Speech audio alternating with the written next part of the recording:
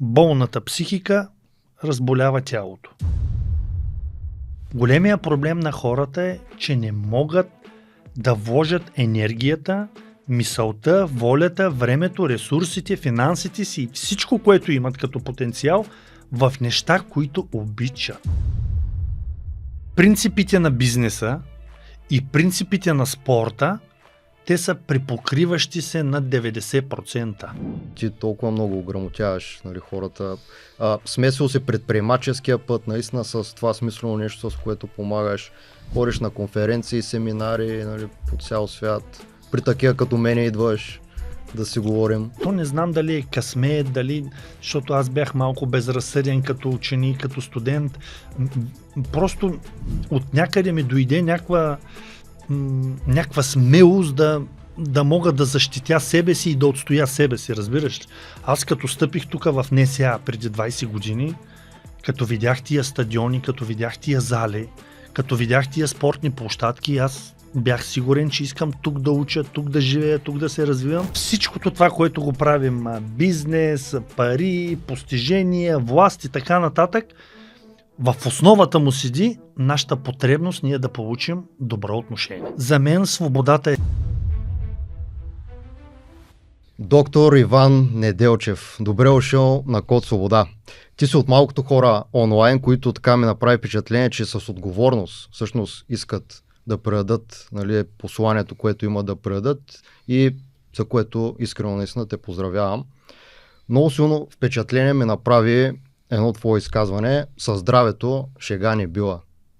То звучи така като едно много стабилно, много силно, вечно послание, но на мен лично ми прави впечатление, че в последно време за повечето хора звучи сякаш като предупреждение. Защо до там я докарахме? Аз първо да благодаря за гостоприемството. Разбрах, че сте се запознали с моето творчество. Тук сте направили жест към мен. Именно тия малките неща са голяма работа, казват възрастните хора. И ви сега, здравето го приемам аз като фундамент. Здравето го приемам като най-добрата инвестиция, която можем да направим.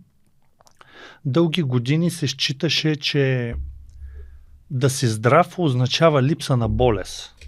Тоест, не си в болницата, не пиеш лекарства, не ти е гипсиран крака, не си на антибиотици, но здравето е нещо много повече. Здравето е по определение на Световната здравна организация, които в кавички са ми много големи приятели. Здравето е психическо, физическо, социално и емоционално благополучие. Тоест, за здравето се работи, здравето се облагородява, а здравето не се пази и като го изгубиш да тръгнеш по болници, там е болно лечение, там се занимават с болни хора и се хващам за твоята думичка, ние наистина изгубихме здравето си.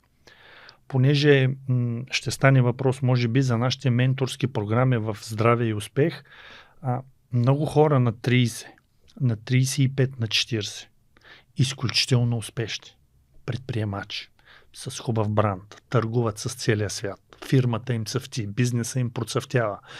Такива са времената, че дават много възможности. Обаче не могат да спят вечер. Обаче 10-15 излишни килограма. Обаче 2 кутии цигари. Обаче от обяд почват с вредните навици. Ако ние ще разглеждаме здравето като човешка ценност, можем да говорим много. Ако ще разглеждаме здравето като бизнес инвестиция, защото знаеш книгите, на които четем на успелите там, на Гран Кардон, на Дел Карнеги, на Кюсак и всичките богат татко, беден татко, вече в американската мечта, освен милиона, освен къщата, освен скъпата кола и добро здраве. Само че това ни го казаха малко по-късно, когато го изгубихме. Напълно съм съгласен с тебе и малко въпрос на менталитет ли е при нас, българите, това нещо да обръщаме внимание на здравето си, чак както кажеш, като се разболеем. Тогава не говорим за здраве, ами точно за някакъв тип лечение почваме да прилагаме. На менталитет ли е въпрос? Как ги виждаш? Има нещата? и доза менталитет, нали? Тук балканската култура, масата да е отрупана, да дигнем банкета, да стане вечер купон. до късно. Да, Ръки, салати. обичаме това нещо. Обаче има една здравна култура, която на нас не липсва. Има едно здравно образование, как функционира тялото, какво е психиката, как рефлектира вредната храна, алкохол, тютюнопушене, наркотици, безсъние, стрес, тревожност върху нашия организъм. Мислим си, че на нас не може да ни се случи. Мислим си, че сме много добре, нали? Нямаме навика да ходим да си правим профилактични изследвания. Наложена е една култура, че изразяваме обичта си на маса. Детето има рожден ден, дай ще накупим много пици, много сандвичи. Бабата има юбилей, дай сега ще направим 3 големи баници. Или какво ще изядеш, бабо, изяш си всичко, ето ти още едно, ето ти десерт, искаш ли мамо и това, искаш ли мамо.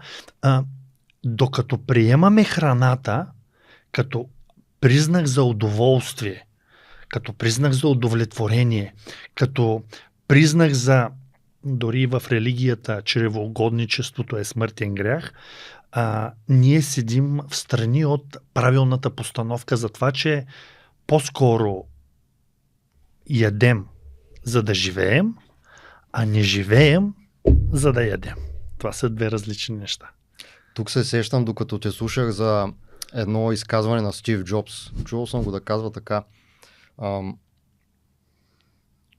Приемай храната като лекарство, за да не се наложи след години да приемаш лекарства заради храната, която, нали, си приемал през живота си.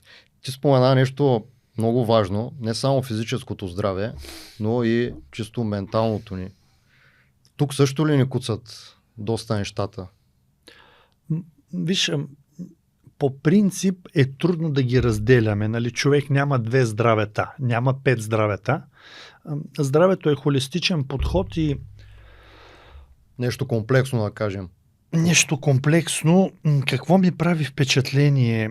Виждам, че доста хора, нали, бърнаут, паник атаки, безсъние, стрес, тревожност, депресии и така нататък. Стана голям тренд да се ходи на психолог, на психоаналитик, на психиатър и така нататък. И наистина феномена психосоматика съществува. Болната психика разболява тялото. Болните мисли изяждат физиката. Това е свързано. Но аз работя на обратния принцип. Здраво тяло, здрава психика.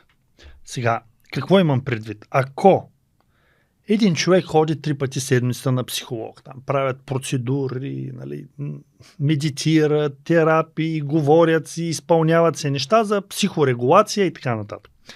Ако ние лекуваме психиката на човека и тази психика ние посеем в едно болно тяло, т.е. едно зависимо тяло, дали ще е към цигари, към алкохол, към хазарт, към сладко, към газирано, към порно, към каквото и да е, тялото отново ще разболее психиката.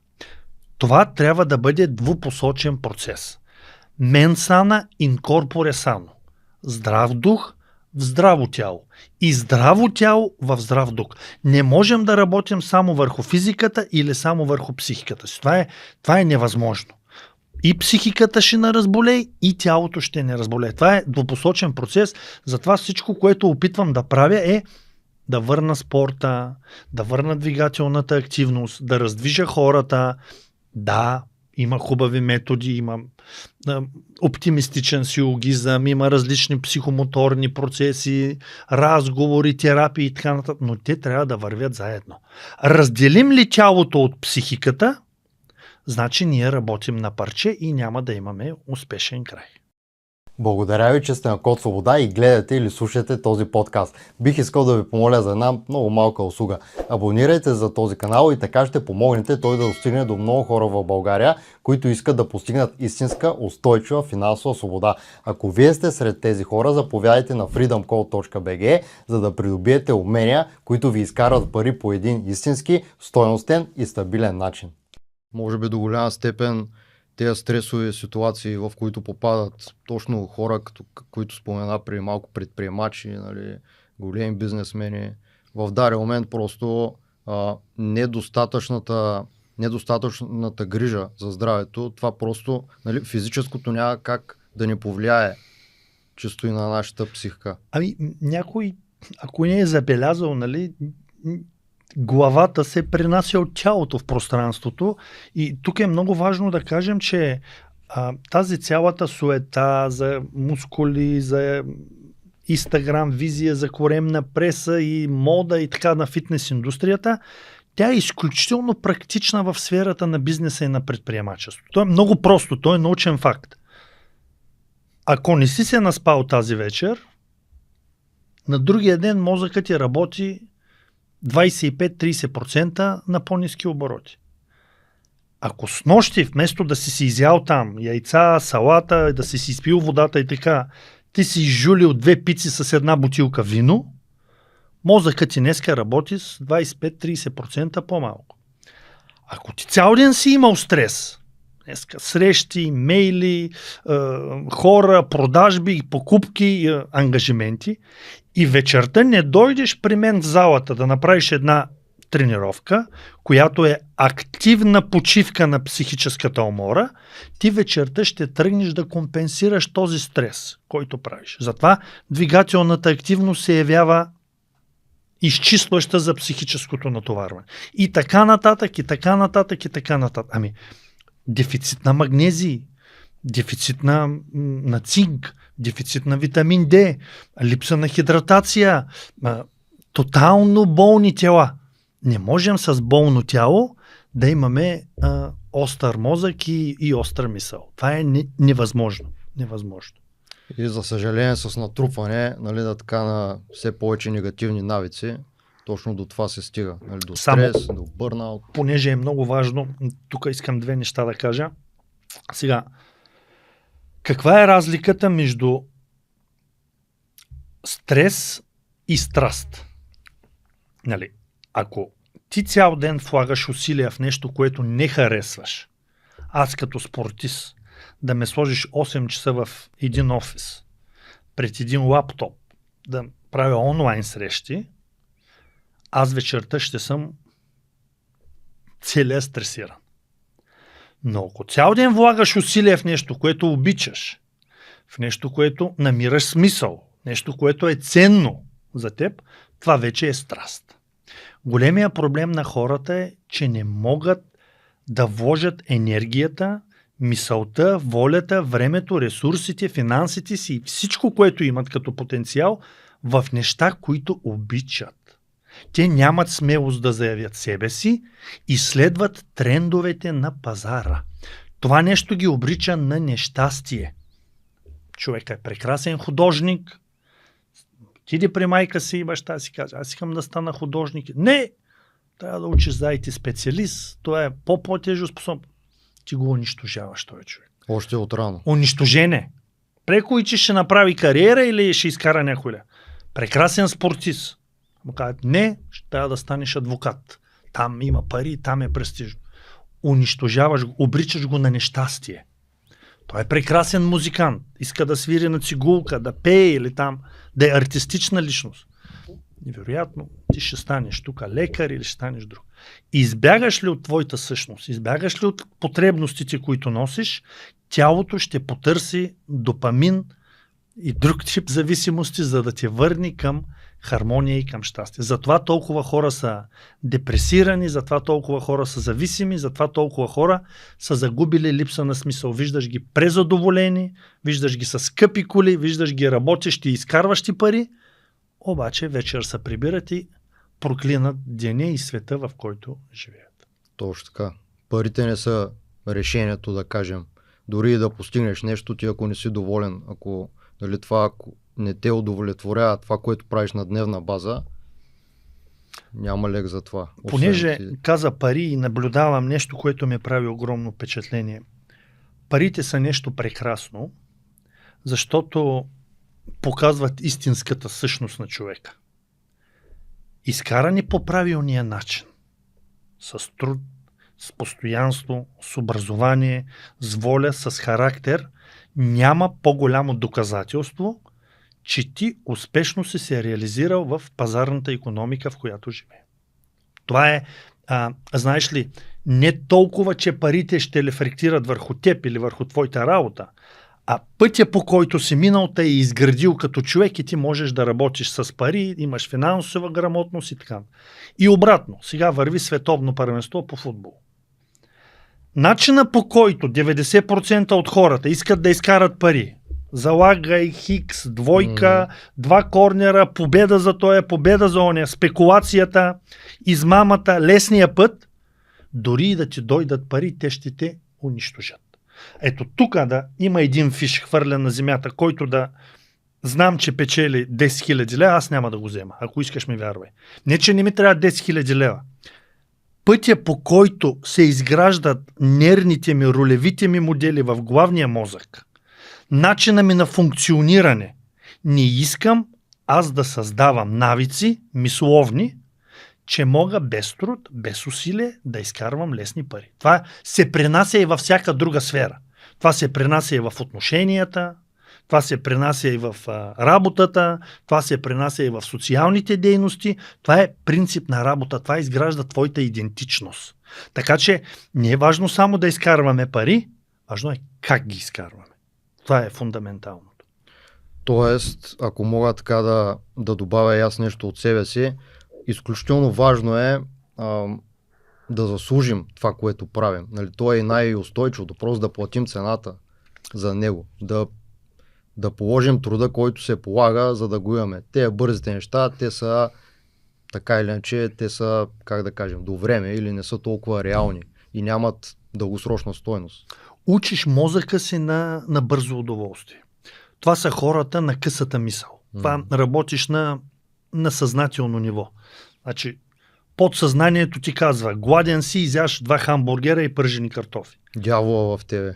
Съзнанието обаче ти казва, виж, отложи яденето и не дей да ядеш пържени картофи, изяш салата с 3 яйца.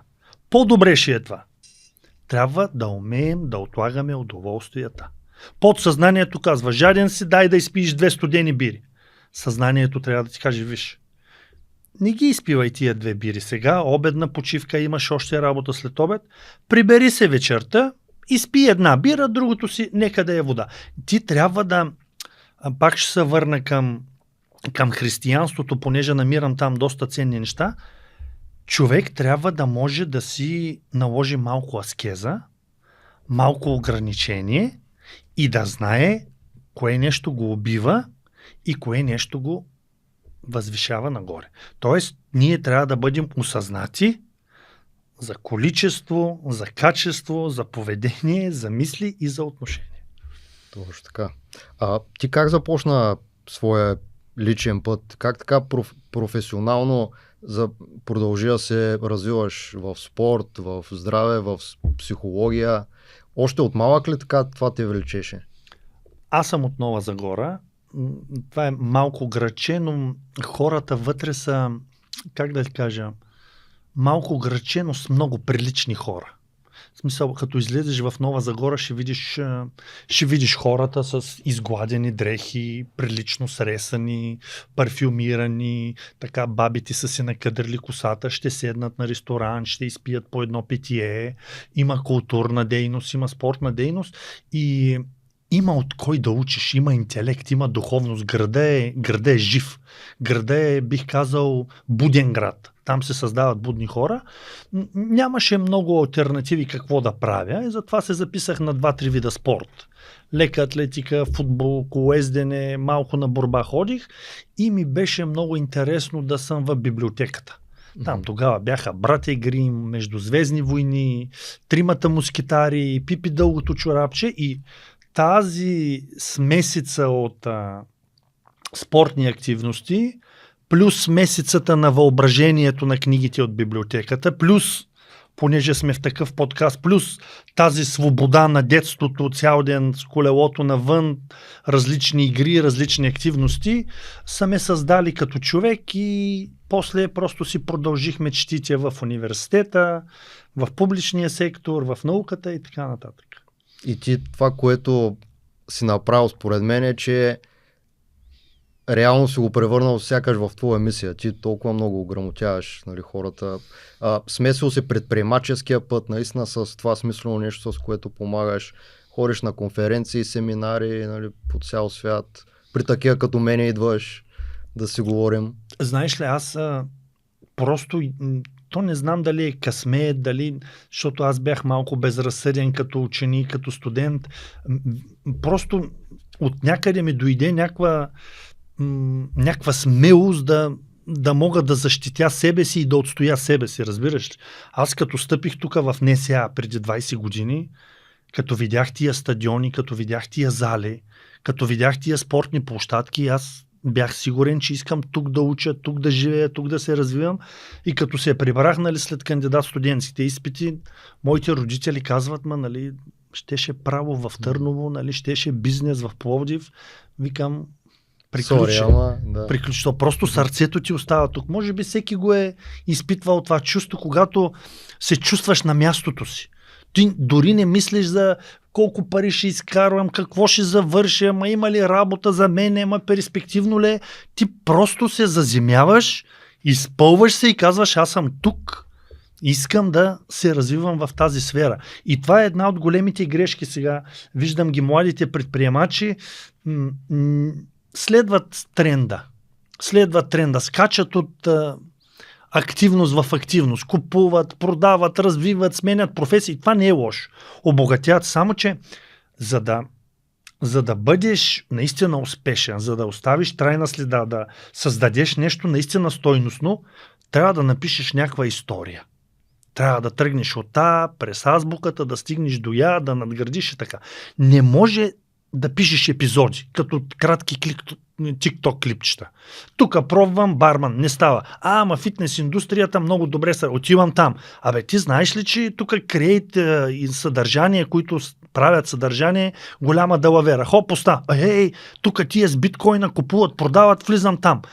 Тук има голям бизнес, излизам оттам, влизам в трейд. Това са епизоди, които може да постигнеш нещо, но то не е на база устойчива система. Няма го фокуса. И няма тая последователност. Ако могат да чуят себе си и да тръгнат да пишат собствената си история, това би било много красива следа. Да, наистина. Ти успешно комбинираш така доста неща. Преподаваш в Нов български, както казах, ходиш по конференции, нали, по подкасти и така нататък. Как приоритизираш? Занимаваш се, имаш менторска програма, където ще поговорим след малко за нея, контактуваш лично с хората. Как си приоритизираш нещата така, че да ти стига времето? Защото знаем, че няма време, е най-лесното оправдание за повечето в момента. Първо, като чуя нямам време, знаеш ли какво е в моите уши, като го чуя това нещо? Знам. Да. Значи някой каже ли ми нямам време, за мен не ми е важно. Ти каза много различни дейности, това е така, но те са с общи принципи. В смисъл, те са взаимно допълващи се. Аз гледам това нещо, което го преподавам в университета, да го направя по достъпен и интересен начин и да го вкарам в социалните мрежи. И принципите на бизнеса и принципите на спорта, те са припокриващи се на 90%. Ако трябва да вляза още малко по-надълбоко, извинявам се, това е мой личен момент, те се припокриват и с принципите на православното християнство и на Библията. Значи, прави на другите това, което искаш те да правят на теб. Значи, твоите бизнес партньори трябва да се отнасяш към тях като с хора от твоето семейство. Защото сега ти си поканил Иван Неделчев, защото, примерно, аз съм изградил някакъв бранд. Само, че тук подкрепата на моя бранд е с още 20 бранда. И ако някой от тия брандове има проблем, значи аз имам проблем. Аз съм застанал като лице на тая цялата организация. Обаче, ако моите хора с дрехите, спортната екипировка, или с хранителните добавки, или с фитнес центровете, или с здравословните храни имат проблем, аз имам ли проблем? Мои клиенти има ли проблем? Така че принципите на отношения между хората, принципите да правиш бизнес с някой, те са едни и същи. Само се променя както каза ти, приоритета и сферата на дейност. И аз си мисля, че всичкото това, което го правим, бизнес, пари, постижения, власт и така нататък, в основата му седи нашата потребност ние да получим добро отношение. Ето, аз съм постигнал нещо последните 20 години, идвам при теб, ти ме поглеждаш, добър ден, благодаря господин Неделчев, посрещаш ме с надписана чаша, отказваш ми уважение. Отивам в болницата, посрещат ме с уважение. Отивам на симпозиум, посрещат ме с уважение. Тоест, ние искаме едно отношение към нас, искаме един статут в обществото. Както и преди малко казах, благодаря за тези хубави думи.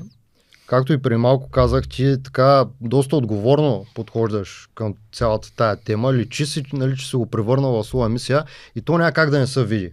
Било то от партньори, било то от такива, нали, като мене в случая. Това е правилният път, да кажем, за всеки един човек, който иска да стане устойчиво успешен и, както кажеш, да остави следа зад себе си. Спорта, понеже го споменахме, след малко ще го върнем пак така повече в темата, но спорта с бизнеса, напълно съм съгласен с тебе, че доста така неща, нали, общи имат.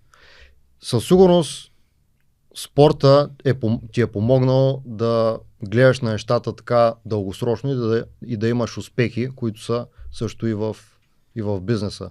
Кои качества от спорта на първо място така може да съпоставим с предприемачеството?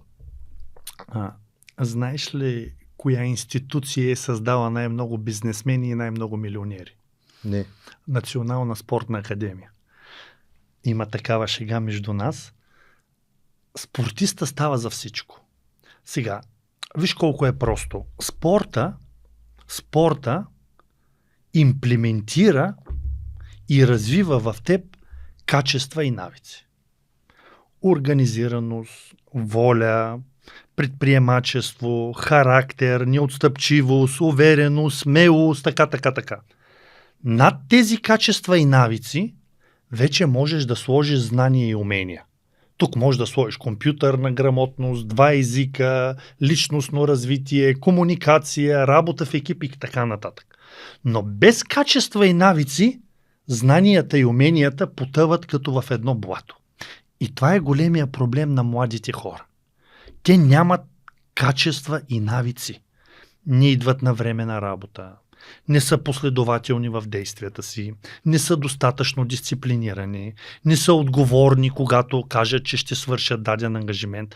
Обаче имат страхотни знания и умения. Работят с 2 компютъра едновременно, знаят 3 езика, пътуват в целия свят. Ако аз мога тези качества и навици от спорта да ги имплементирам със знания и умения, които имат младите хора, личността няма как да не успее в която и да е сфера.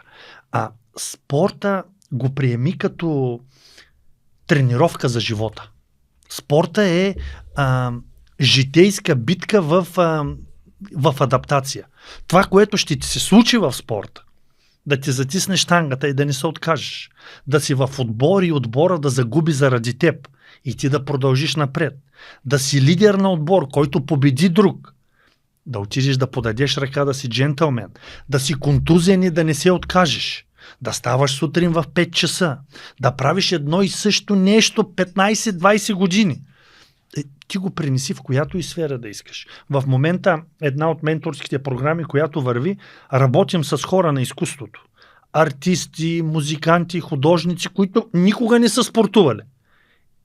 Ти знаеш какво значи един артист, вместо да може да репетира днеска 3-4 часа и да прави пуф-пав цигари, да бара огнена вода и някои други субстанции, сега да тренира 5 пъти седмицата по 10 часа да може да репетира. Или музикант, вместо да свири на цигулката пригърбен с гръбначно изкривяване 3 часа да му се парализира ръката, той да може да свири на нея 10 часа. Или художник да може вместо една картина да прави на месец да прави по 3. Знаеш ли каква сила и каква мощ е за тия хора?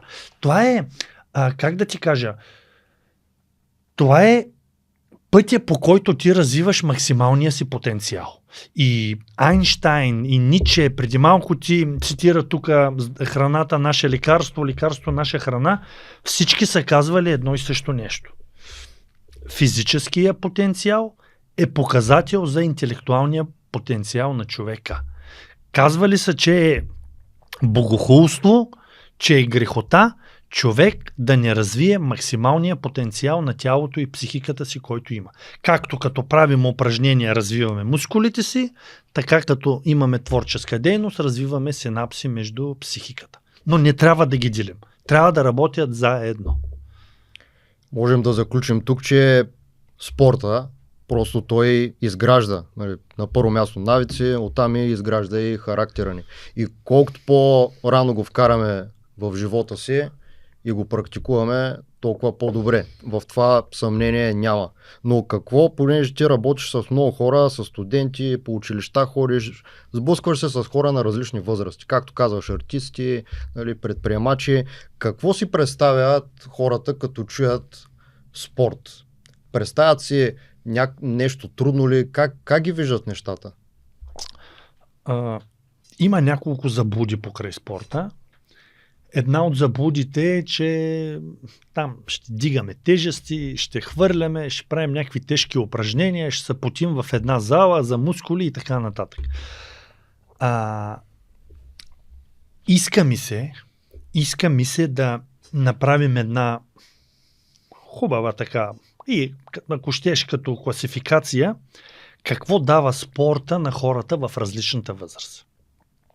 Значи първо, за да се формира едно дете, един здрав организъм, на 2, на 3, на 4, на 5 годинки детето почва да пълзи, да скача, да играе, да гони топката, да прави някакви тук по земята, нещо да се катери, да бяга по леглото, в секцията еди какво си. Тоест, за да се формира здрав организъм, той има нужда от двигателна активност. Ако децата нямат необходимата двигателна активност, дай Боже навън, дай Боже на слънце, дай Боже на зелено, на чист въздух, не могат да се формират като здрави организми. Приключи 5-6 години. Каквото направиш. 7, 8, 9, 10, 12 годишна възраст. Децата започват вече да бягат, да скачат, тук-там да влизат в отбори, да изпълняват педагогически указания на някой треньор, да си подреждат ранницата, да си подреждат леглото, да знаят, че имат отговорности, че имат хигиенни навици. Започваш да ги развиваш цялостно. Започват първи психомоторика, един е расте на ръст, друга е мускулет. Тук вече му развиваш потенциал. 13, 14, 15, 16. Пубертет, ти преди малко каза, имам тинейджърка, мале, ела да видиш какво става в нас. Потърси треньора, потърси отбора, вкарай тая тинейджърка с други 15 момичета. Вкарай я да ходи 5 пъти в седмицата на баскетбол или на волейбол. Вкарай я да пътува по състезания. Вкарай я да изпълнява указания на треньор. Вкарай я да се бори за медали. Вкарай я да има отговорност към други хора. Тогава тинейджерството ще ти мине леко. Няма да я видиш в парка да надига бира, няма да я видиш да закъснява вечер, няма да я видиш да пуши цигара, защото тя има друг фокус. Вкарва си енергията на друго място. Тя е в друга социална група, в други общности. Продължаваме нататък. 18, 20, 30 години. Работа, учение, така стрес, тревожност. Физическата активност е активната почивка срещу тази умора, която имат хората на 20 и на 30 годишна възраст. Ти като работиш пред компютъра тук, уморяват ти се очите, уморяват ти се психиката, уморяват ти се сензорите, уморяват ти се нервната система, тренировката идва и всичко това изчезва. Всичко това изчезва. 35-40 годишна възраст до 50. Хората в зрела възраст започват да губят удовлетвореност. Започва живота да ги изхвърля. Започват първите болешки. Започват първите лекарства. Започват първите диагнози. Няма заболяване. Сега, тук след 2-3 седмици излиза една нова книга за хранене, за тренировки в системата на здравеопазване. Няма болест, няма диагноза, няма лечение, което да не се повлиява по-добре при определен тип физическа активност. Няма такова нещо. И няма лекарство, което да го вземеш и да си караш по стария начин с вредните навици и то да ти изликува болестта трайно и дългосрочно. Няма такова нещо. Магия. Такава не съществува. Преко и че лъжат хората с тия пептиди, лекарства, оземпици и така нататък. Това са невъзможни неща и хората ще се убедят. И най-важното, над 50, 60, 70 годишна възраст, спорта дава удовлетвореност на тези хора да са щастливи в живота си. Не да седят в къщи, не да са пред телевизора, не да са затворени, а да могат да ходят, да се обслужват, да се движат, да имат тонизирана мускулатура, да са пълноценни и да са щастливи. Тоест, без значение от професията, без значение от възрастта, без значение кой е инвалид, кой е богат, кой е беден, кой е успял, кой не успял. Спорта те връща към човечността. Спорта те прави човек. Спорта те връща към природата, както е закодиран нашия код в генетичния ни материал. Ако не дишаш 5 минути, приключваш. Ако не се движиш, приключваш само, че по-бавно и по-мъчително. Попаднах на една твоя публикация във връзка с това, което спомена за хората на по-напреднала възраст. Там ти беше написал, че след 40 годишна възраст ние започваме да берем плодовете на живота, който сме живели преди това. И в този контекст със сигурност с доста такива хора се сблъсквал, които не са извършвали някаква физическа дейност, никакъв спорт до 40-50 даже годишна възраст. Как обикновено е добре да се започне? Осъзнават грешката, идват при тебе. Какво правите? Много е важно.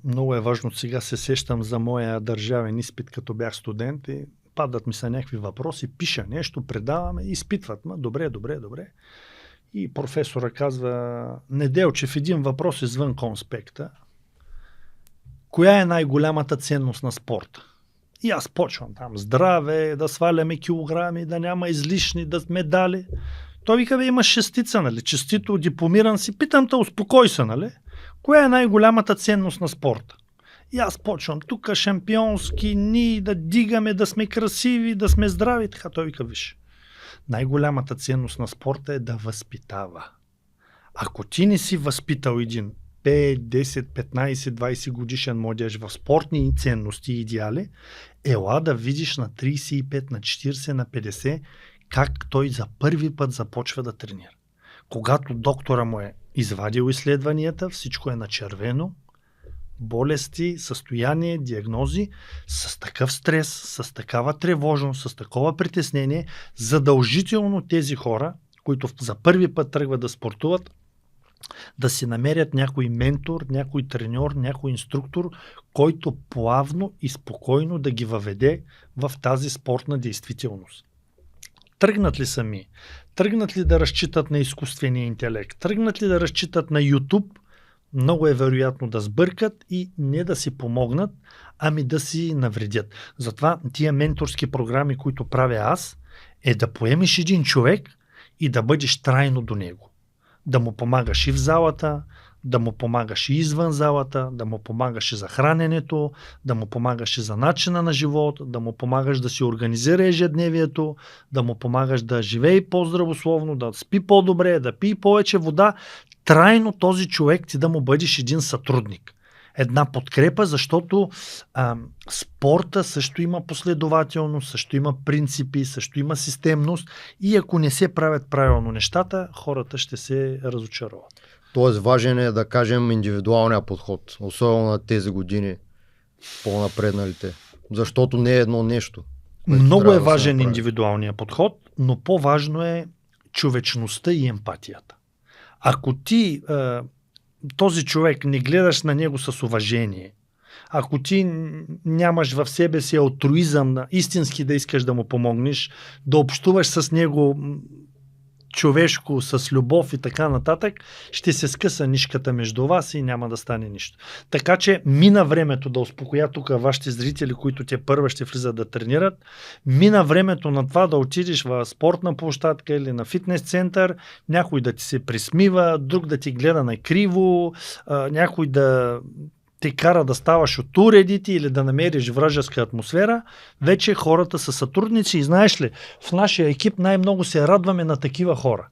На хора, които никога не са влизали да спортуват и го виждаш след половин година, след една година той живее нов живот. Той живее нов живот.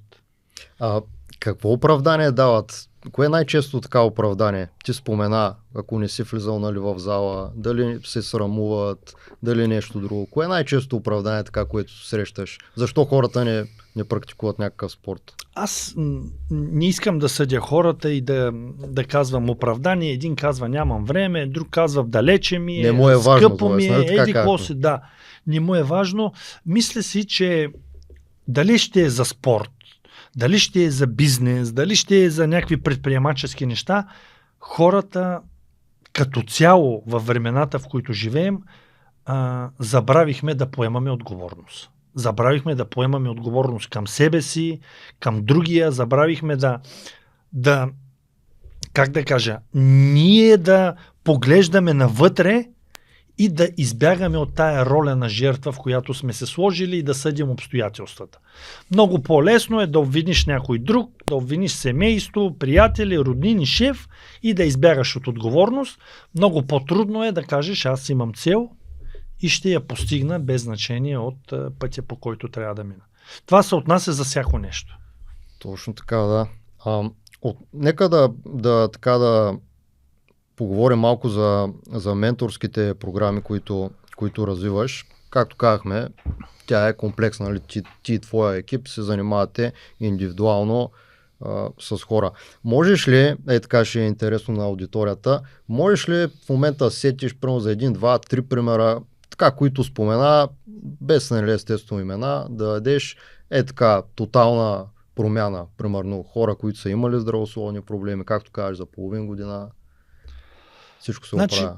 Много често и хората и се радват и най-голям показател е, когато някой свали 20 или 30 кг. Това е голям успех. Не е малко. Наистина, снимат се, мерят се, там метри, преди, след, радват се хората.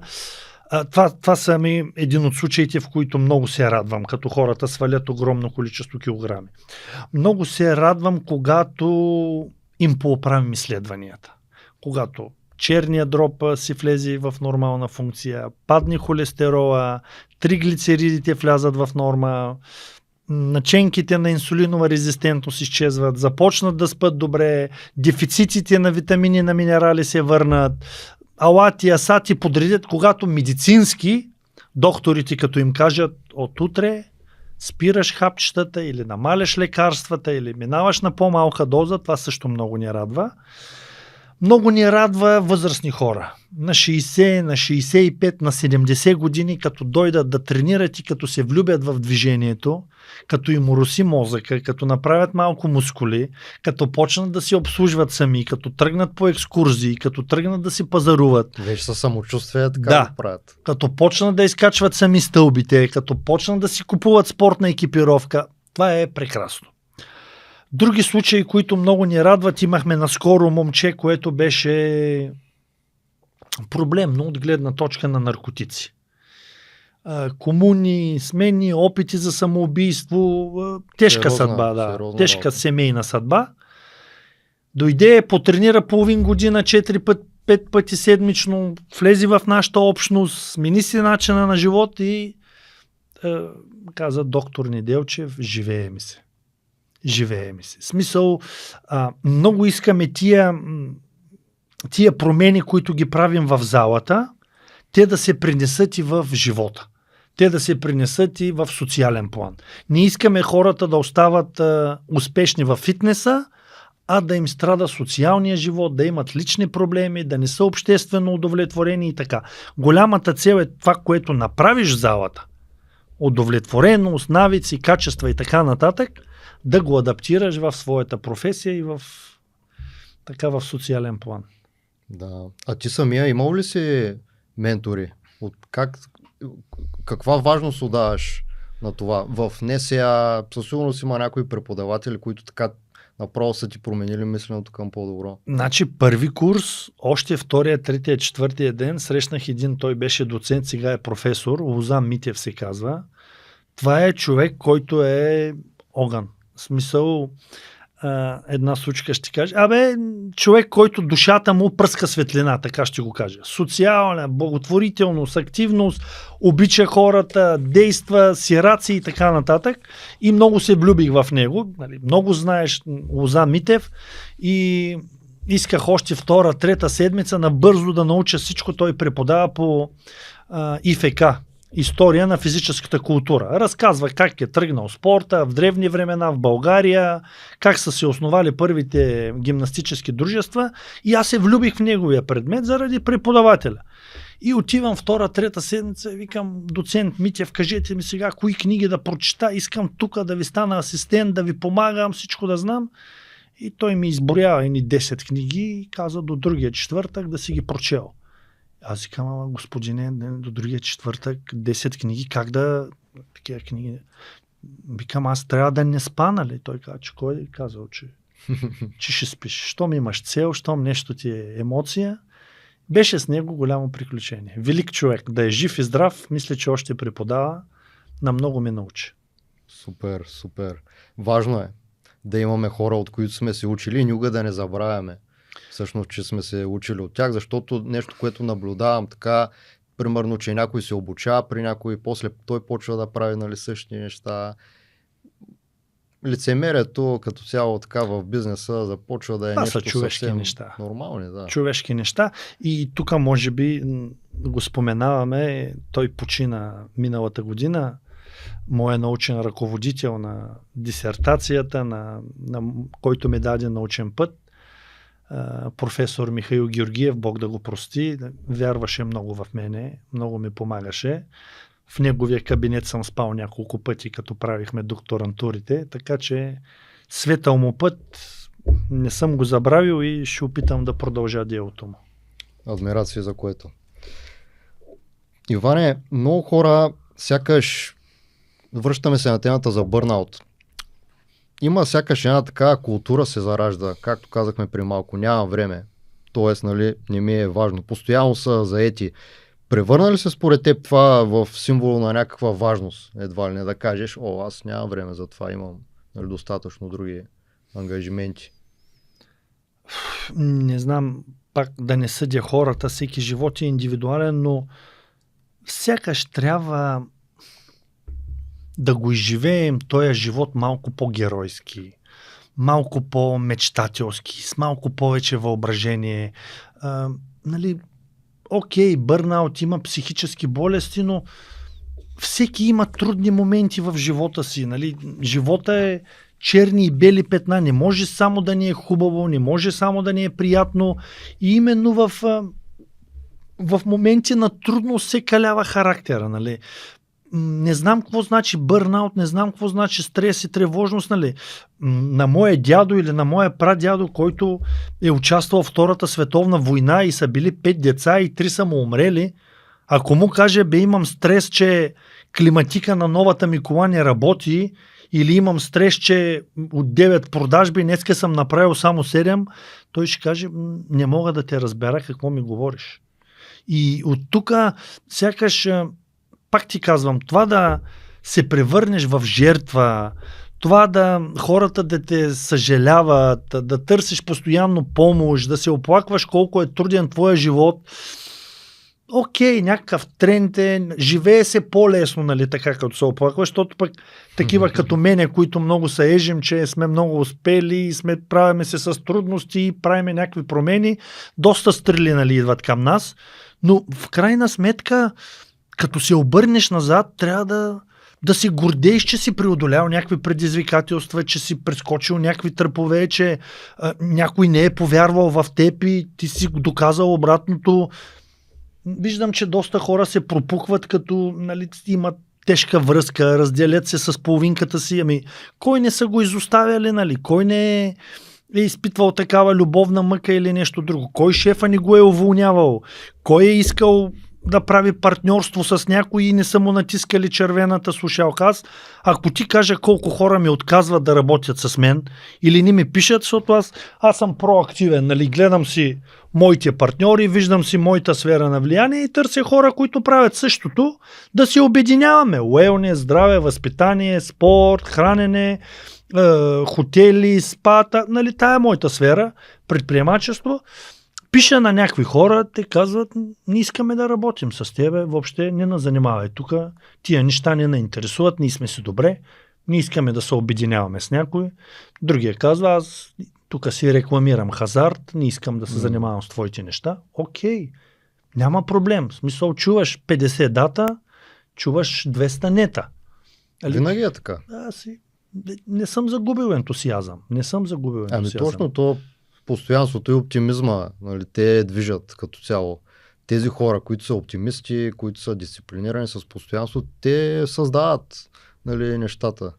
Аз, може би, защото и много голямо его имам и съм страшен егоцентрик, и някой като ми каже, нали, не искам да работя с тебе, или ти няма как да направиш това, ти не си достатъчно добър, или ти за къв се мислиш, трябва да ти кажа, че 10 секунди и съм го забравил, нали. Да. Има в православното християнство една реплика, в която Господ Исус Христос казва: бъдете като децата. Бъдете като децата, за да влезете в Царството небесно. Едно дете, ти може 100 пъти да му кажеш, не барай тая играчка, не влизай в пясъка, не дей в локвата, ама детето си продължава да кара по твоя път.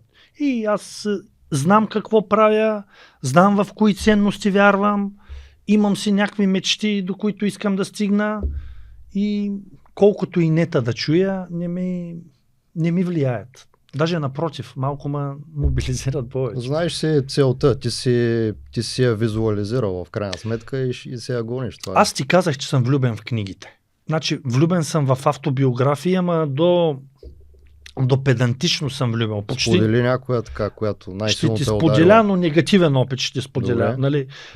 Влюбен съм, няма автобиография, която да не съм прочел. На спортист, на политик, на предприемач, така.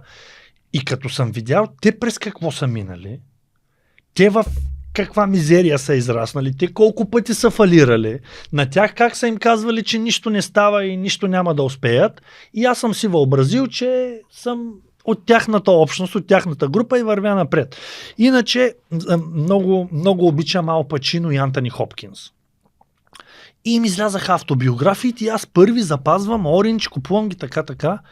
Човек, сега са писани с изкуствен интелект тия автобиографии и са много идентични. По еднакъв начин са писани, вътре малко снимки, малко текст, така. Нищо не почувствах, разбираш ли. Абсолютно стандартна материя с тия, как му казвате, скриптове или какво му казвате на изкуствения интелект. Промптове ли, как се... Промптове. Казваш му какво... Да, и той пише: вярвай, днес е твоя ден, не се предавай, стани, ти успей, ти така.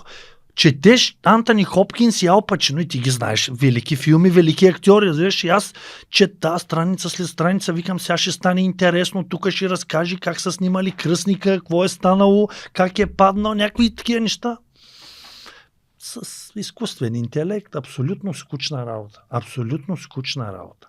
Иначе много ми хареса, последно прочетох автобиографията на този боксера, как се казваше, Джошуа. Антони Джошуа. Много ме изкефи този пич, откъде е тръгнал, как са го подценявали, как са го взели в отбора и така. Препоръчваме на всички, ще ви хареса. Общо взето и аз от автобиографиите, които съм чел, и не само автобиография, ами като цяло такива истински истории, ами то май няма никой да му е било много комфортно и така да е постигнал големи неща. Има един футболен треньор, Йохан Кройф, не знам дали ти говори нещо, и го питат: как така ти като треньор, където и да отидеш, винаги развиваш младите таланти, винаги взимаш младежи и после ги продаваш за по 50 милиона. И Йохан Кройф казва: само едно изречение ще ви кажа: футбол не се играе с пълни джобове. Няма ли глад, няма ли страдание, няма ли малко дискомфорт, Така се изгражда човек. Няма да в стане. крайна сметка. Да. Връщам се на темата за храната, защото смятам, че е мега важна и като експерт в спорта и в психологията, искам да те попитам за най-големите грешки, които хората в ежедневието си правят с храната. Най-голямата грешка, всеки ден я виждаме, е, че влизат в крайности. Най-голямата грешка е, че спазват диети, които са за месец, за 2, за 3, а не са дългосрочни. Друга голяма грешка е, че махат някои от макросите. Един е вегетарианец, друг не яде въглехидрати, седмият се пази от мазнините. Огромна грешка е, че се консумират само едни и същи храни, не се разчита на многообразието. Скоро се направих експеримент с изкуствения интелект. Казваме, че към настоящия момент има около 8000 различни диети, които се основават на 4 принципа. Какво ядеш, кога го ядеш, колко ядеш от него и как го ядеш. Ако човек има хранителната култура, здравната култура, да знае тези 4 принципа, като сложи чинията, колко белтък има вътре, кое е въглехидрат, долу-горе колко калории, кое е трансмазнина, кое е рафинирани захари, не ти трябват нито диети, нито изчисления, нито кантарчета да мериш грам с ориз, нито да гладуваш по нощите, нито една седмица да си на фастинг или каквото и да било. Да имаш хранителна култура, с която да си обясняваш какво се случва в тялото ти, когато консумираш Хикс или когато консумираш Y. И другата голяма грешка, сега ми идва, но това е малко по-професионално, хората не имплементират диета или хранене или каквото там правят към техния начин на живот. Движението и начина на живот трябва да са първи, след това да дойде храната. Ако ти спортуваш, се храниш по 2 начина. Ако не спортуваш, се храниш по 3 начин. Ако си цял ден на бюро, се храниш по 4 начин. Ако си доставчик в куриерска фирма, се храниш по 5 начин. Ако ходиш да тичаш парка, се храниш по друг начин. Ако правиш силови упражнения, по съвсем друг начин. Тоест, хранене, движение, хранителни добавки, начин на живот не са свързани в една система и в един пъзел, ами от тук чул нещо, от там чул нещо и затова нямат и желаните резултати хората. И знаеш какво е най-мъчното? Понеже стана тренд, нали, фитнес, лайфстайл, инфлуенсъри и така нататък. Хората наистина влагат усилие. Ходи там 3 пъти, прави нещо, тренира или полага някаква грижа, нали, внимава какво яде, пазарува, гледа етикета отзад, нали, дава средства, взел треньор, купува си хранителни добавки, нещо полага усилие, губи време, както казахме, 2 часа на ден, еди какво се, и няма. Защото едната гума на колата завива наляво, другата е включена на задна, 7-та форсира на 5-та, няма синхрон. Да. Това с диетите, на мен поне ще споделя какво ми прави впечатление, прекалено много информация, прекалено много маркетинг около това нещо. Аз лично съм виждал канали, примерно само за карнивор, тая диета, която е, нали, само протеини. Отделно имаш кето, фастинг, там средиземноморски и така нататък. И всеки си знае неговото и сякаш хората под един кълъп ги слагат, а пък то, както казваш, всъщност това не е начина. Трябва, нали, всеки индивидуално така да си види кое ще работи за него. Маркетинга стана водещ, да, в социалните ми. Аз дори ето тук ще ти споделя, преди 10 на години, като започвах да развивам моите социални мрежи, правя статия в университета, пиша учебник, някъде съм на конференция, казвам, сега ще го споделя тук във Фейсбук, нали, хората ще го харесат. Ще достигне до доста хора, ще им помогне. Ще ги ограмотя, еди какво си, бум, някаква мощна статия там, психорегулация, пред силови упражнения, дам 20 човека го харесат. Година, 2, 3, така, после викам, нещо трябва да стане и важното и правилното, което е в университета, го съчетавам през призмата на интересното и популярното И тогава им го поднасям. Нали? Нещо дигам бицепс, тук съм попотник, готина кола, готини очила. Поднасям им научна информация на клипче с музичка, коремна преса. Да има кукичка. Да има визуална. кукичка и гръмнах и аз вече не знам колко там последователи, колко хиляди станах. Така че маркетинга вече е водещ. Но ти в случая го използваш, за да предадеш полезна информация. Надявам се. Не толкова, нали, да продаваш нещо, което няма как, нали, ти да искаш да го продадеш на всеки, да знаеш, че на него ще му помогне. Така както ги правят нещата, нали, повечето хора в тази сфера. Опитвам се, даже малко влизам в конфликт преди да почнем разговора. Ти споменах с такива маркетинг експерти, създатели, креатори или как се казват. Те ми казват: доктор Неделчев, страхотен сте, много добри неща, така обаче не правите правилно нещата, тук ви трябва още маркетинг, така се съблечете, това заснемете, това направи така. Влизам вече в блъсък с моите принципи и моите ценности. Аз съм си в сега ти го каза, аз съм университетски преподавател, нали, вървя към доцентура, дай Боже, професор, гоня ги тия титли. Има едни граници, които не бива да се прекрачват и може би по-бавничко, но искам да се запазя моята автентичност и да не влизам в изцяло маркетинг трендовете. Ами то, според мен, ако го направиш това нещо, до голяма степен ще се загубиш авторитета, който си градил тук с така го чувствам. Години. Не го гледам печалба, загуба. Карам го на усещане. А пък тези, които казваш, нали, които те офертират с някакви, те и мене и всякакви други създатели са, те май така един тертип следват всички. В смисъл, те едно и също, нали, говорят, вкарват някакви там маркетингови трикове, някои хора им се вързват, но лично за мен и аз така го правя и ти така го правиш. Да създаваш съдържание нещо отговорно. На първо място трябва да подходиш по този начин. На второ място трябва да предадеш посланието точно както си е, без така да имаш някакви задни мисли там да се продава нещо. И на трето място по достъпен начин, просто да може да достигне до повече хора. Надявам се да го правим по този начин, по който казваш ти. При малко спомена за хапчетата, за отслабване. Или инжекции, или са това те Оземпик и другите. Аз, понеже инвестирам на фондовата борса, основното ми съдържание е на тая тема. Не инвестирам в такива компании, защото както не инвестирам примерно индивидуално в компании за бързо хранене, за компании за тютюнопушене, просто чувствам, че имам някакви морални задръжки. Не искам това нещо да го правя. Те хапчета за отслабване там или инжекции казват, че много работят. И тук в България вече ги ползват хората. Това пак ли е бягане от отговорност? Какъв е резултата от едно такова бързо нещо дългосрочно? Ти понеже имаш представа така по-научно погледнато. Това са лекарства.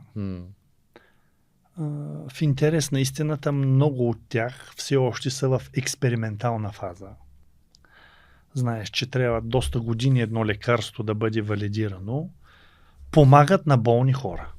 Абсолютно съм съгласен, болен човек, създадена диагноза, под лекарско наблюдение, да му се помогне, да свали килограми, да си оправи здравето, да живее добре. Няма две мнения. Медицината е тук, за да помага. Но здрав човек сам да си назначи, сам да си прилага,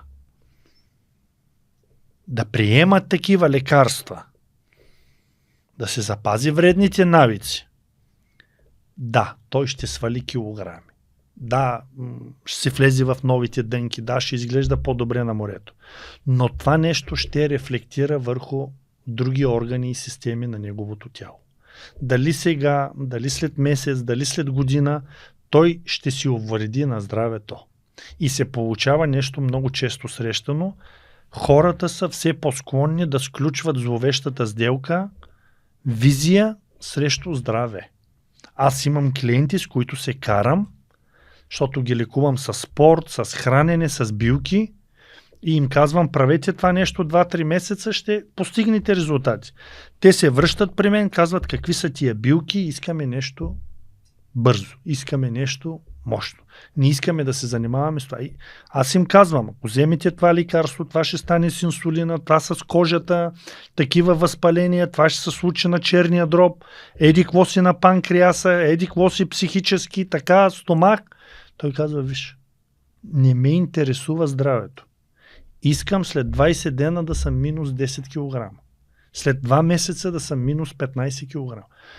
Това нещо е много страшно, осъзнато да си вредиш на здравето за сметка на постигане на визията. И както казахме, че парите е хубаво да ги имаш, но най-важното е как си ги постигнал. Същото е при спорта, при здравето и при визията. Красивата визия е чудесно, всички се стремим към нея, обаче начина, по който сме я постигнали, е определящ дали ще я задържим и каква цена ще платим за тялото си. Аз имам един познат, който преди години, още като започнаха да излизат тези неща, такива хапчета за отслабване, то отдавна ги има, но тогава не помня точно какви бяха, но бяха пак някакви доста така популярни. И той беше с доста наднормално тегло и започна да приема такива лекарства и наистина ударно свали много килограми. И получи инфаркт.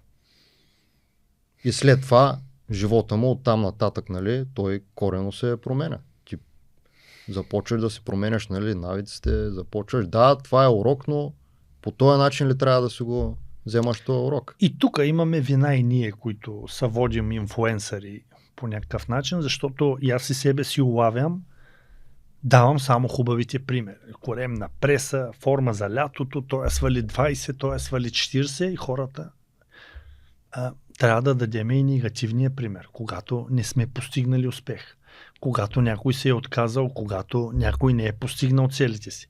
А всеки като стъпи на криво се затваря вкъщи, скрива се и си го преживява сам. Не бива да, как беше, със здравето шега не бива. Точно така, да. Експерименти със здравето не е добре. Не бива. Ти спомена за примера, който даваме ти в твоята сфера, аз в моята сфера. Да поговорим малко за тези младежи, защото и аз, нали, съм в този коловод съм, дето се казва, с тинейджърството. Гледам насякъде, из молове, из улицата, едни 13, 14, 15 годишни хлапета, дърпат ги там и такива пластмасови цигари, пият енергийни напитки и са сякаш има едно такова нещо, че едва ли не да изглеждаш, нали, така развален се едно. Нещо, някакъв тип бунт ли е това според тебе? Какво е? Защо е толкова модерно да се правят такива вредни неща? Сега, нашите деца са, да кажем, аз смятам, че са умни. Нали, за 15 години с цялата тази информация, която имат, те много добре знаят, че цигарите вредят, енергийните напитки вредят, нали, много неща вредят. Що пак продължава да го правят това нещо? Вредят и екранна зависимост, и хазарта, който играят. Първо, децата не са виновни, както каза ти. Аз лично вътре в себе си тая огромно разочарование от редица успели български спортисти, артисти, публични личности, разпознаваеми личности, които се продадоха. Не знам защо. Виждам ги аз по билбордовете. Бързи кредити, хазарт, децата това виждат. И когато децата виждат, че техният идол консумира вредни навици, рекламира ги, презентира ги и ги бута в тая насока, много трудно може да му обясниш с думи. Те следват примера. Най-мъчно ми е, че децата не вярват, че могат да успеят по честен начин. Че се промени отношението към думата труд, към думата работа. Който се труди, който полага някакви усилия, другите го смятат за бълък. Точно, като някой глупав така го имат. Аз имам 3 прекрасни студентки в университета, които винаги закъсняват за час. И единия път си позволих да им кажа да останат след часа и им казвам, Мариянка, 4-5 път идвате с 20 минути по-късно, коя е причината? И казах, господине, работим в мола на киното, късаме билетите, нощна смяна сме, закъсняваме, моля ви се да ни казвате на другите колеги. На другите колеги да ни казват. Изпитват неудобство, че работят нормална работа. Младите хора им се отне вярата, че по честен начин могат да карат скъпи коли, по честен начин могат да станат известни, че трудолюбието е ценност, че колкото повече работиш, по-добър човек ставаш, че колкото повече книги прочетеш, толкова красив става света, го гледаш с други очи. И ги излъгаха, че само с измама, с простотия, с далавера, с купи-продай, там с някаква схема можеш да успееш. Ето тая вяра трябва да върнем, че има как човек да живее много добре и по честния и по правилния начин. Да, до голяма степен социалните мрежи сякаш го направиха това. Има много така анализи и специалисти излизат и казват, че нетният ефект на социалните мрежи върху малото поколение всъщност е изцяло негативен. Сигурно е така. Аз имам и още една критика, тук пак се извинявам, че така съдя хората, но и хората, които могат да дадат добрия пример, сякаш не са достатъчно активни в социалните мрежи и в обществото. Успеят, реализират се, седят си в техния комфорт, живеят един хубав живот и нямат социална отговорност. Затова аз богатите, успелите хората ги деля на две групи. Хора, които са успели за себе си и си карат там яхтата и скъпите коли и пътуват и живеят както им е кеф, и хора, които са успели, но искат да върнат нещо обратно. Които предават нататък. Да, това го знам от Арнолд Шварценегер. Той има едни правила за успеха. Мисли, еди какво си там, тренира и няма и втори план, no pain, no gain. Едно от правилата на Арнолд Шварценегер е върни нещо наобратно. Точно така. Аз смятам, че на всички така велики личности това им е в основата, като са постигнали нещо, просто да предадат нататък. Надявам се и в България да стават повече тия успели. Да се надяваме, ама от само себе си няма как да станат. Нали? Трябва да има хора, които да го подклаждат така това нещо. Относно примера, родителите, тези деца, които са в къщи, някой казва, че това е най-силният пример. Примера на родителите. Деца, които са в среда, в семейството, където не се спортува, теглят се бързи кредити, играе се хазар, пуши се, пие се. Къде е спасението за тези деца? Спасението е в спорта. Аз съм го казал много пъти, спасението е в спорта и знаеш ли, родителите първо трябва да възпитат себе си, защото децата им ще станат като тях.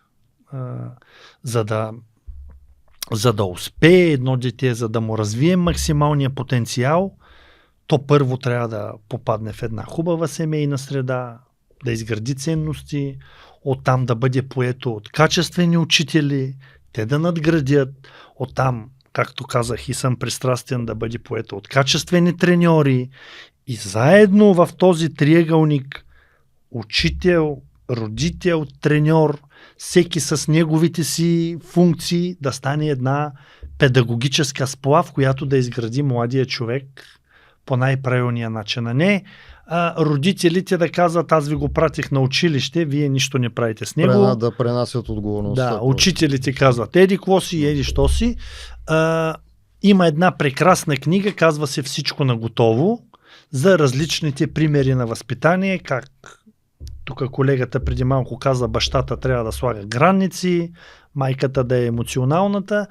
Аз си мисля, че малко ако забавим темпото и малко се върнем към българските изконни традиции, към семейните ценности, към това възпитание, бащата да си е баща, майката да си е майка, децата да сплотено семейство, които заедно ходят на църква, ако искат, заедно пътуват, заедно обядват, заедно вечерят, заедно се споделят, бъдат истинска твърда общност, няма да сбъркаме, ако малко се върнем назад и вземем нещо от този успешен пример за класическото традиционно семейство, в което иерархията е ясна и задълженията също са ясни.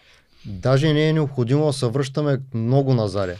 Защото преди 15-20 години сякаш го нямаше това нещо, примерно жената, нали, да започва така.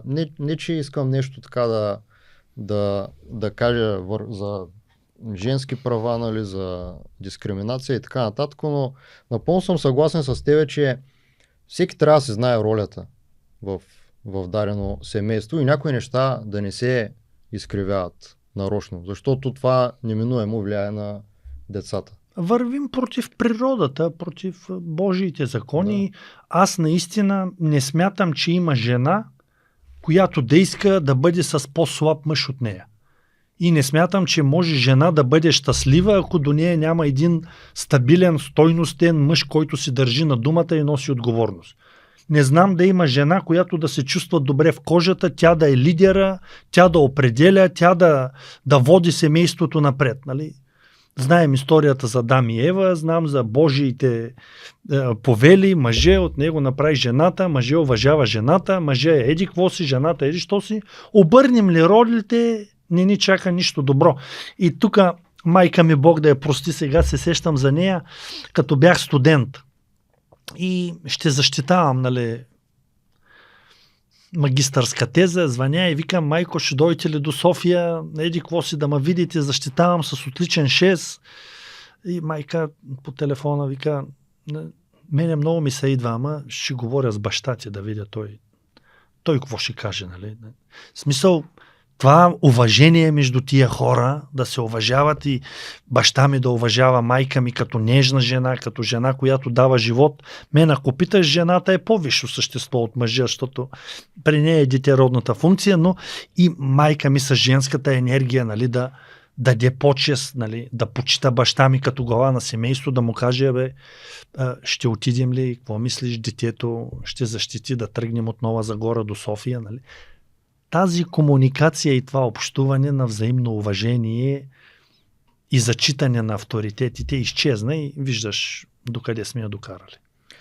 Дано по някое време да започна да се връщат нещата така наобратно, но аз смея да твърдя, че тук в България все пак до голяма степен има така някакво задържане в това негативно развитие. На Запад там е, нали, влака изтърван, дето се казва отдавна. Колкото по-на Запад отиваш, толкова по-зле. Затова ще взимаме хубавите примери, с новото нормално в кавички, което е оксюморон. То или е ново, или е нормално. Няма как да бъде и двете. Малко повече да го подлагаме под анализ и да бъдем малко по-скептични към всяко ново нормално, което нас залива така агресивно. Да. Имам два финални въпроса, Ванка. И първият ми е така свързан точно с това, което говорим.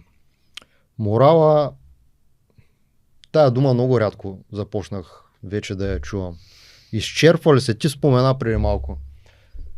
Аз пътувам Варна, София постоянно. Най-много билборди виждам с известни, популярни личности, спортисти, актьори. Рекламират, нали, нещо, което... А те трябва да са пример. Рекламират нещо, което няма как да е полезно. То със сигурност вреди. Къде изобщо е тая граница? Нали, ти като спортист човек в тези среди си, как дявола ги хваща? Аз първо да направя едно уточнение. Не мога да го разбера тия хора защо го правят. То и аз не мога. Но, понеже и на мен ми дойдеха 2-3 оферти за хазарт, апетитни суми, не ги съдя. Нали, хората не ги съдя, но не мога да ги разбера.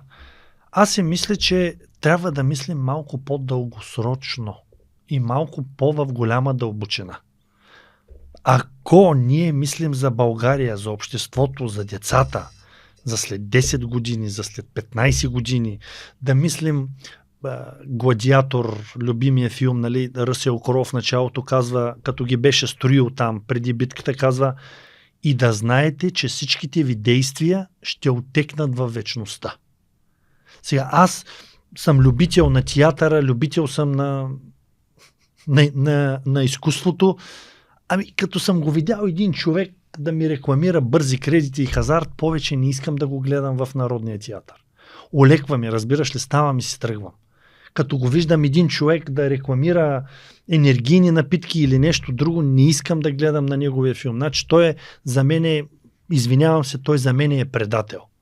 Има една граница, в която не трябва да се преминава. Рекламира и юти, рекламира и перални, рекламира и четка за зъби, и коли, дрехи, козметика, хиляди неща можеш да рекламираш. Не мога да разбера защо всичкото хубаво, което сте го правили, идва натам, но как да кажа, има ден, идва час, идва ситуация, идва момент. Видеов ден, той пък съвпада с днес. Бабите му казват видеов ден, той е днес се по стар стил. Идва момент, в който всеки ще отговаря за действията си и ние не сме хората, които да съдим и да даваме препоръки. Както се казва и в Библията, който е безгрешен, пръв да фърли камъка. Ние не сме такива, ще се опитваме да правим нещо добро. Последно искам да те попитам, какво означава за теб да си свободен? Какво означава за тебе думата свобода? Не говорим само за финансова свобода. Какво ти идва така първосигнално в главата? Първо, мисля, че свободата е много задължаваща. Не всеки е готов за свободата. Това да си поставиш сам граници не е лесно. Да не бъдеш окован в робски окови, а сам да си слагаш граници е трудна работа. За мен свободата е сила. Свободата е сила и когато ти си силен, ти можеш да даваш примера, който смяташ за правилен. Надявам се повечето хора да свързват свободата с отговорност, а не с права. Свободата е нещо, за което всеки ден трябва да се борим, всеки ден да отстояваме и да можем по правилен начин да имплементираме в обществото. Свободата е сила и отговорност. Свободата по-нататък е права, удоволствие и привилегии. Но вече по-нататък. По-нататък, когато си осъзнал. На финала една книга ти подарявам. Това е съвременен профил на фитнес треньора. Ако някой от твоите зрители реши да се развива в фитнес индустрията, тук как той ще бъде свободен да си изгражда бранд, да прави социални мрежи, да прави маркетинг послания, как от треньор да се превърне в успешен треньор в социалните мрежи. Дано е полезна на някой твой последовател. Супер. Много ти благодаря. Ти имаш и още една книга, нали така? Има още няколко книги, излизат втора, трета, ще поговорим по-нататък. Браво, супер. Мерси. Много ти благодаря, Иване. За мен беше изключително голямо удоволствие да проведа такъв прекрасен разговор с достоен човек като теб, отговорен. Продължай твоята мисия чрез менторската си програма, чрез съдържанието, което правиш в университета, в училищата. Наистина в България много имаме нужда от хора като теб, които са ясно фокусирани, отговорни и знаят какво говорят. Надявам се, малко ме надценяваш с всичките хвалби по мой адрес, но надявам се вечер като заспивам, като правя ретроспекция на деня, да съм по-скоро удовлетворен, отколкото да се срамувам от нещата, които съм правил. Това е важно. И аз така мисля. Благодаря ти. За мен беше удоволствие.